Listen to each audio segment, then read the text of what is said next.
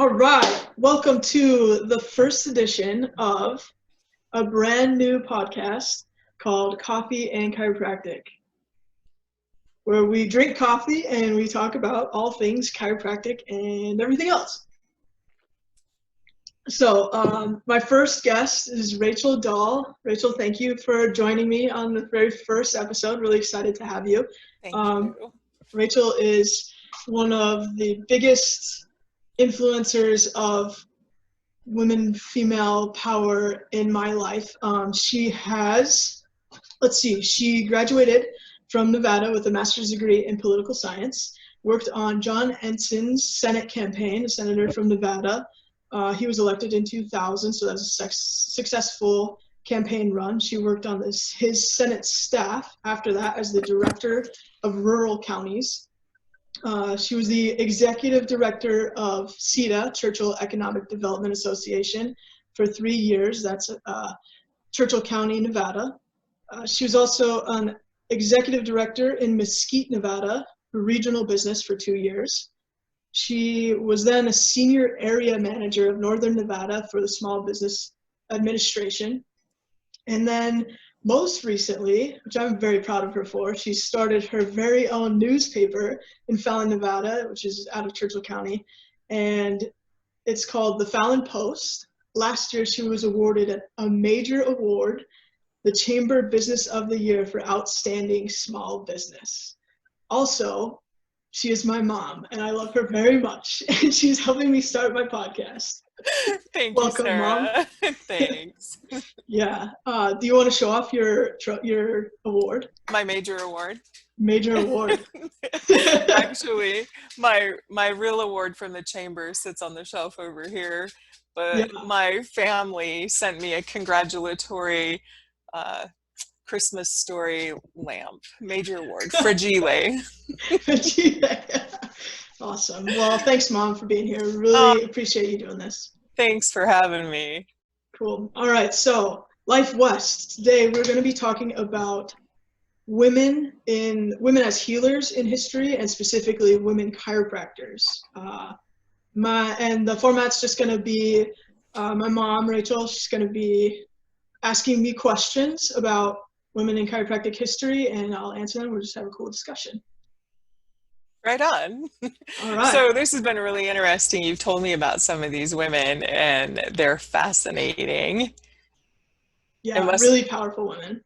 Yeah, it's really neat to watch you follow in their footsteps after you've told me about them. You're going to make me blush in front of the whole school. So you were telling me the other day about Maybelle Palmer, which is fascinating. So start with her. Because we might just get stuck on her because there's so many things, but start there. Right, yeah. She's definitely a great place to start because she's the most well-known female chiropractor for sure. She was born in 1881 in she was just north of Davenport, where she grew up, and she met and then eventually married B.J. Palmer, who was D.D. Palmer's son. D.D. Palmer started chiropractic. B.J. followed in his footsteps. Mabel came in, and she really took over and balanced out B.J.'s kind of esoteric philosophical nature with scientific and business-oriented side. And so they became a really good team, and she's known as the first lady of chiropractic. They were the first family of chiropractic, and she's just really powerful and super intelligent. Tell us about so the things that I love about her the best, the things that are, of course, to me, small businesses. I love the idea that she was a hustler, and just that the whole concept of her being kind of the practical one. So talk about the business and that the property piece of that, and then talk about her load as a teacher. Why does the girl get stuck teaching all of the classes, but hello, they sound fascinating. So those two things, hit on them. Okay, so we'll talk about the small business part first. So she was, after graduating from Palmer School of Chiropractic in 1905, she became the secretary in 1906, secretary and treasurer. And so she was in a really good business position to really grow the school. And she ended up, like you said, hustling, wheeling and dealing to buy a lot of parcels of land right around their first building in Davenport. And so she ended up buying around 5 parcels in that time period that have become the campus in Davenport, what we have today. So she's responsible for that awesome campus that I haven't been to yet, but I really want to go to. Maybe you'll go with me. I'll go. I'll totally go.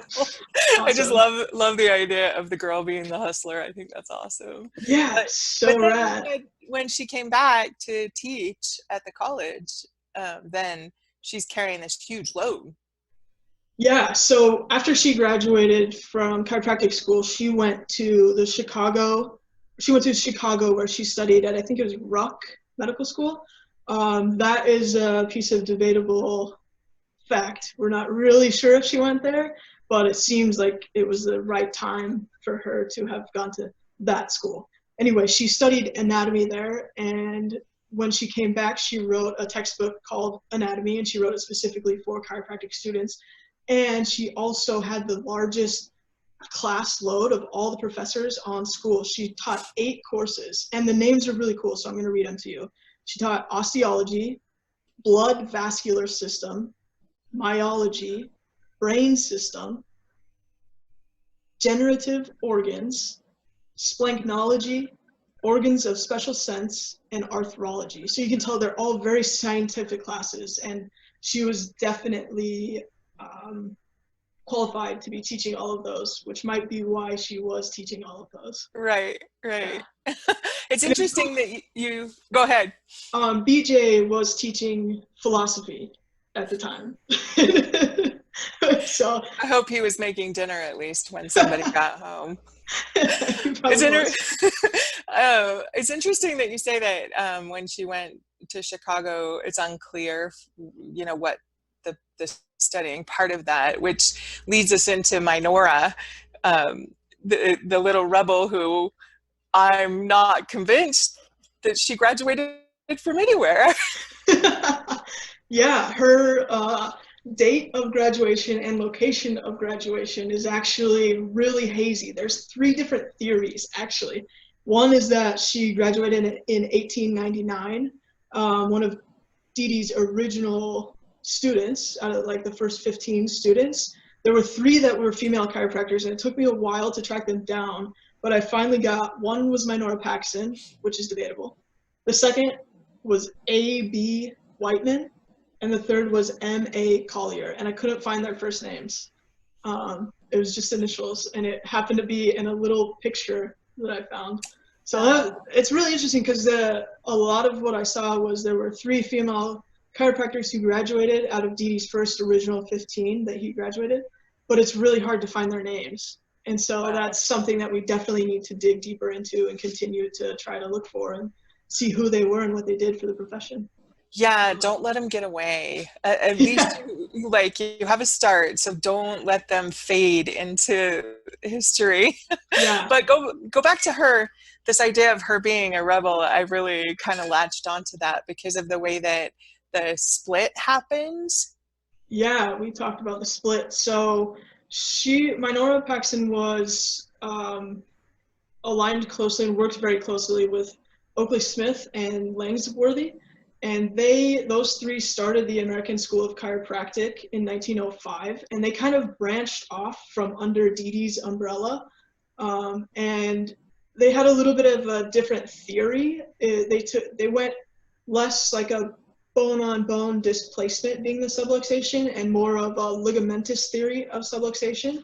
And it didn't match Dee Dee, and so this is kind of a branching off, split, something that we don't talk a lot about in chiropractic history, but is very interesting, and also I think very important that we kind of look into it, if not for science and research purposes, just for historical purposes, and kind of track that further. But so she started the school with those 2 men, and she was a secretary of that college, and then she was also a co-author and editor of the textbook that they wrote called Modernized Chiropractic.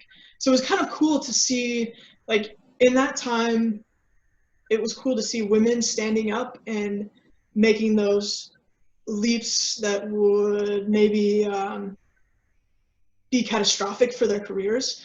You would expect men to kind of break off and be bold and, no, this is what I think about it, so this is the way I'm going to go. And it was cool to see a female woman chiropractor kind of do that with them and also be bold and also stand up for what she believed in. That's so So cool. definitely a rebel. I love it.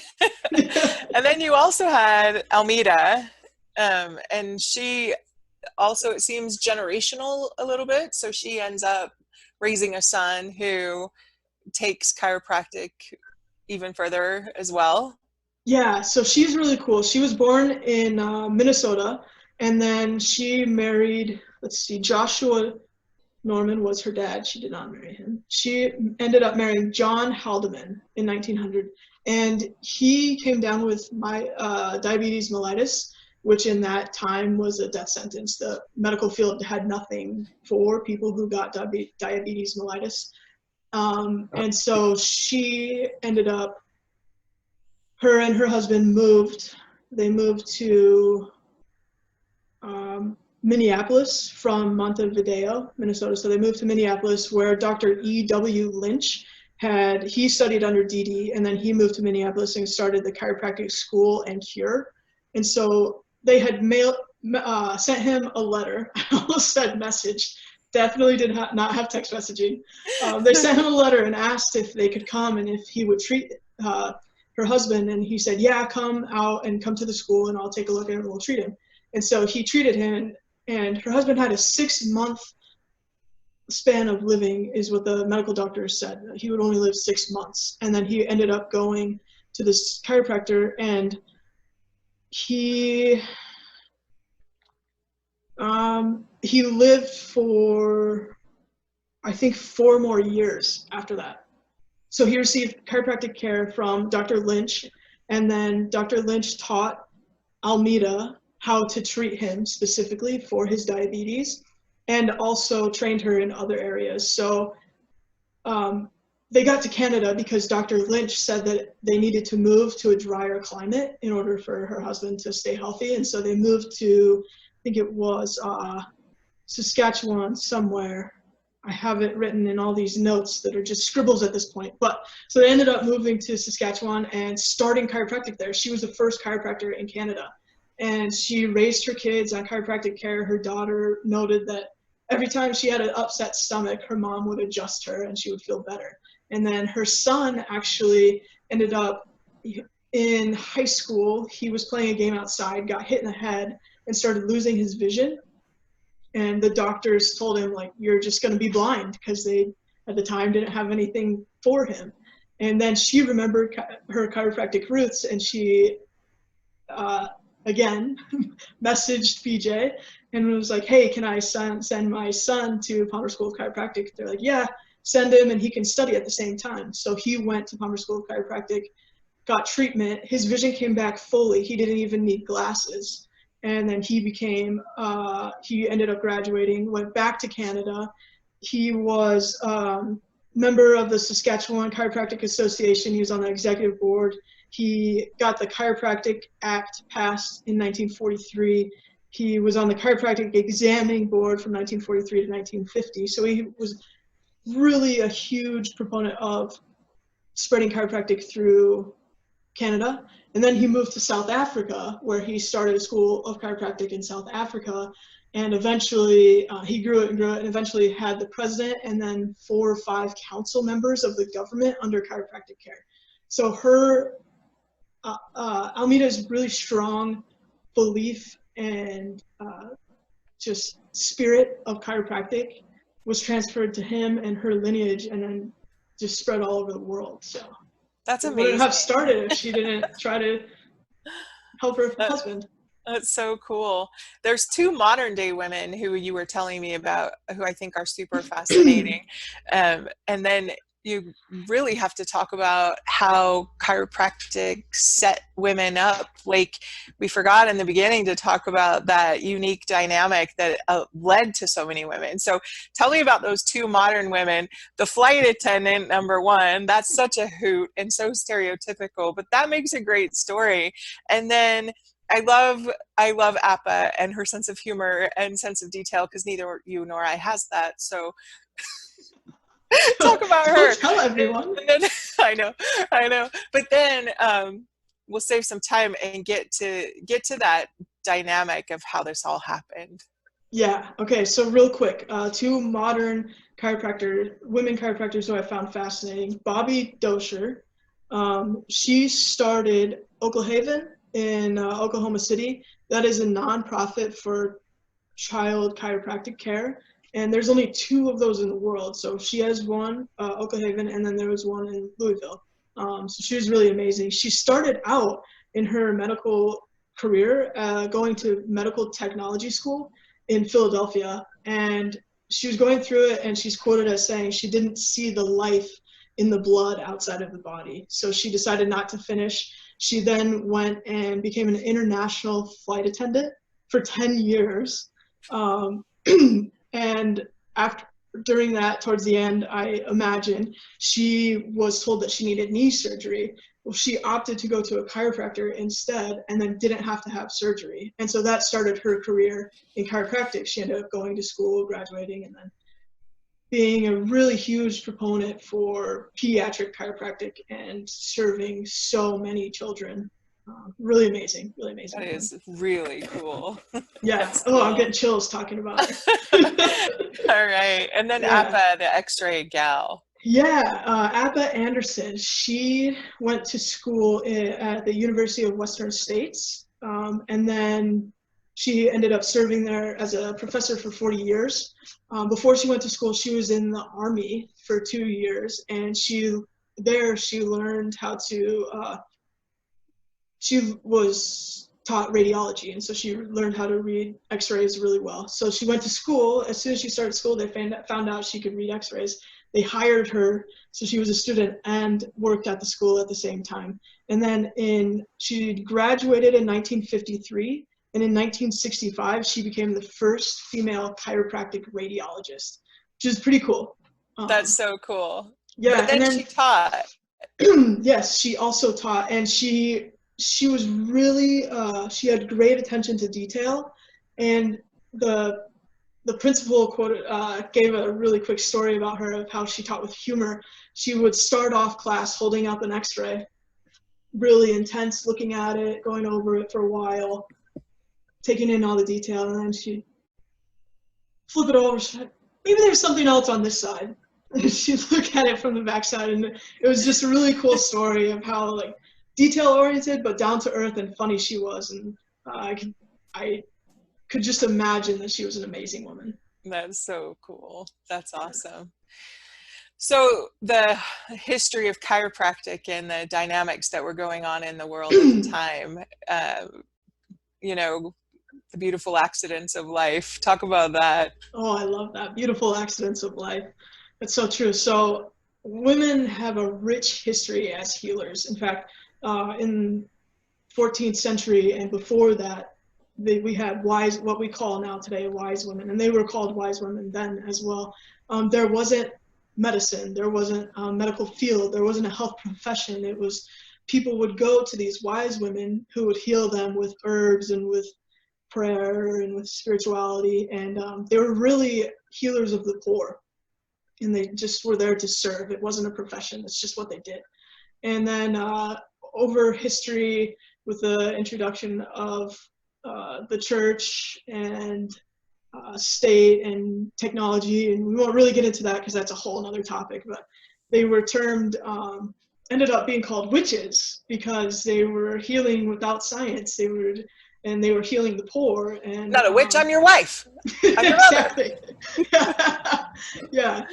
So then there started being this turn of the power of healing was then turning over to the medical field and less taking from the people who were naturally healers.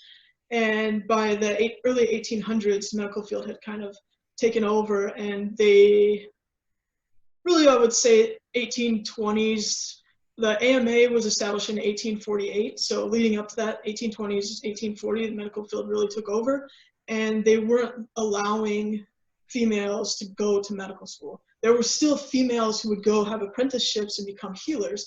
They weren't allowed to go to medical school. And so when licensing became an issue, I say issue because it didn't allow women to be healers because they couldn't go to school, because they weren't allowed in school, so then they couldn't get licensed, so then they couldn't heal.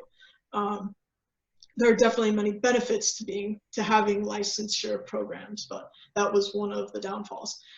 Anyway, it became this time that women weren't allowed to go to school, and also chiropractic was founded in 1895. So you have this history and this turmoil of women not being able to be healers anymore, which is something that has been such a huge part of women's history throughout time. I mean, you even going and saying mother nature, there's just this innate healing power that comes with the feminine. So there's this inner turmoil, and also there's the women's suffrage movement during the early time of chiropractic, where women were really fighting for the right to vote. When chiropractic started and these women were going through chiropractic school, they still couldn't even vote. So chiropractic had this huge opportunity to embrace and allow women, because they weren't part of the medical field. In fact, they were trying not to be part of the medical field. And so it was just this natural parallel that women were pushing for their rights, and also chiropractic was pushing for healing rights, and they just matched up perfectly. So there was a huge opportunity for that. And it continued because in the early 1900s, men were going away for war to get ready for World War I. So that opened up more opportunity for women to come into the chiropractic field. And it's just a really amazing, just something that happened. It lined up perfectly. I can't remember what you said earlier, but it was so good. These random things that we're blessed with that end up being really cool. And then, yeah, here we are today. I think it's around half of chiropractic students are female today. And so I think that we'll just kind of, I know we're running out of time, Dr. Tayal, sorry, stickler for time, but I'll just kind of wrap it up with, we as female women chiropractors and male chiropractors, you guys too, it's not just us females, but we have, as a chiropractic profession, such a responsibility to continue to research these women in chiropractic and what they did for our profession and how they supported our profession, and also just all people, how we healed all people. We owe it to those early pioneer women through the chiropractic field who really fought to be there and fought to heal people and fought to serve our community. So I hope that we can continue to do that and pay them their due respects, continue to fight for chiropractic. Thanks, Sarah. That was really fun. Mom, those were great questions. Thank you so much. You sounded like a historian yourself. You knew all the names and asking specific questions. It was great. Well, anytime you need me, you holler. I will. We'll be back. All right. Cheers. Cheers.